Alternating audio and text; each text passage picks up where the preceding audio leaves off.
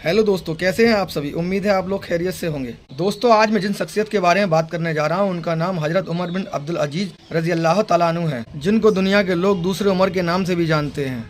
दोस्तों, वैसे तो ये 8वें खलीफा हैं, पर कुछ विद्वान इन्हें 5वां खलीफा मानते हैं। इनसे पहले के जो खलीफा थे उनका नाम सुलेमान था, और सुलेमान ने अपनी विरासत में ये लिखकर रख दिया था कि अगले खलीफा हजरत उमर बनेंगे। तो जब सुलेमान की डेथ हो जाती है तो उसके बाद सुलेमान की वसीयत को निकाला गया और उसे पढ़ा गया, तो उसमें हजरत उमर बिन अब्दुल अजीज का नाम लिखा हुआ था। जब हजरत उमर को ये बात मालूम हुई तो उन्होंने खलीफा बनने से इनकार कर दिया। उन्होंने कहा ये जिम्मेदारी मैं नहीं ले सकता, लेकिन लोगों के बहुत मनाने पर उन्होंने ये जिम्मेदारी ले ली और खलीफा बनते ही अपनी महलों की जिंदगी छोड़कर सादा जिंदगी अख्तियार कर ली और अपना रुपया, पैसा, माल, जायदाद, यहाँ तक कि अपनी बीवी का जेवर भी बैतुल माल यानी सरकारी खजाने में जमा करा दिया। और बैतुल माल यानी कि सरकारी खजाना अपने और अपने परिवार की जरूरतें पूरी करने के लिए बंद कर दिया। खलीफा बनते ही आपने आर्थिक और सामाजिक सुधार लागू किए, जिसका उद्देश्य न्याय और समानता को बढ़ावा देना था।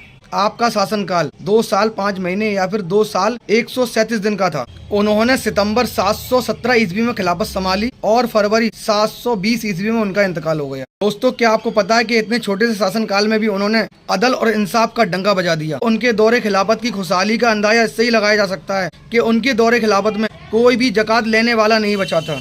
इतनी खुशहाली का दौर था, कोई जकात लेने वाला नहीं था, चारों तरफ खुशहाली खुशहाली थी। तो उनके दौरे खिलाफत में लोगों को हजरत उमर फारूक रज़ियल्लाहु तआला अन्हु के दौर की याद आ जाती थी। एक बार का वाकया है, ईद का टाइम था। उनके बच्चों ने कहा कि बाबा जान, हमारे पास नए कपड़े नहीं हैं, आप हमें नए कपड़े लाकर दीजिए।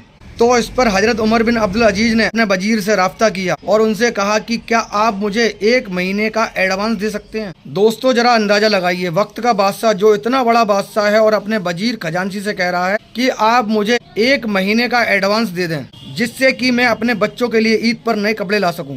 तो इस पर वजीर का जवाब सुनिए। वजीर ने हजरत उमर से कहा कि हजरत, मैं आपको एडवांस तो दे दूं, लेकिन कुछ चीजें मुझे आपने ही सिखाई हैं, मैं आपका ही सीखा हुआ हूँ। आप मुझे जवाब दीजिए, क्या जो आप एडवांस लेंगे उस एडवांस को चुकाने के लिए आप अगले महीने तक जिंदा रहेंगे। इतना सुनना था कि हजरत उमर ने एडवांस लेने से मना कर दिया और अपने बच्चों से कहा कि बेटा, आप लोग इन्हीं पुराने कपड़ों को धोकर कल ईद की नमाज पढ़ लेना, अल्लाह आपसे राजी हो जाएगा, लेकिन मैं बैतुल माल यानी सरकारी खजाने से कोई पैसा नहीं लूंगा। दोस्तों, अब आप अंदाजा लगाइए, ये थे इस्लाम के चाहने वाले और ये थे ईमान वाले। अब मेरा सवाल उन भाइयों से है जो इस्लाम को बुरा कहते हैं, इस्लाम को गलत कहते हैं।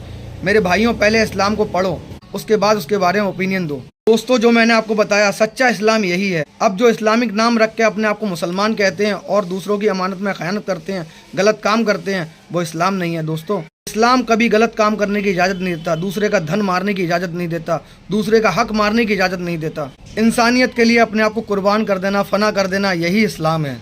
अब मेरा सवाल उन लोगों से है जो आज के हुक्मरानों को अच्छा हुक्मरान मानते हैं।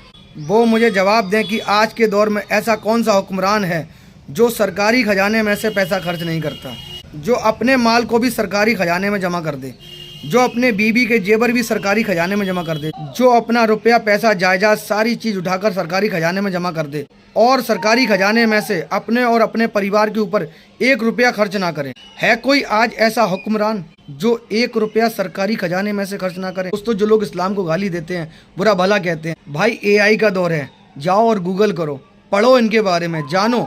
आप किताबें नहीं खरीद सकते तो क्या हुआ, आप गूगल कर सकते हैं, आप पढ़ सकते हैं, पढ़ने के बाद अपना ओपिनियन रखें।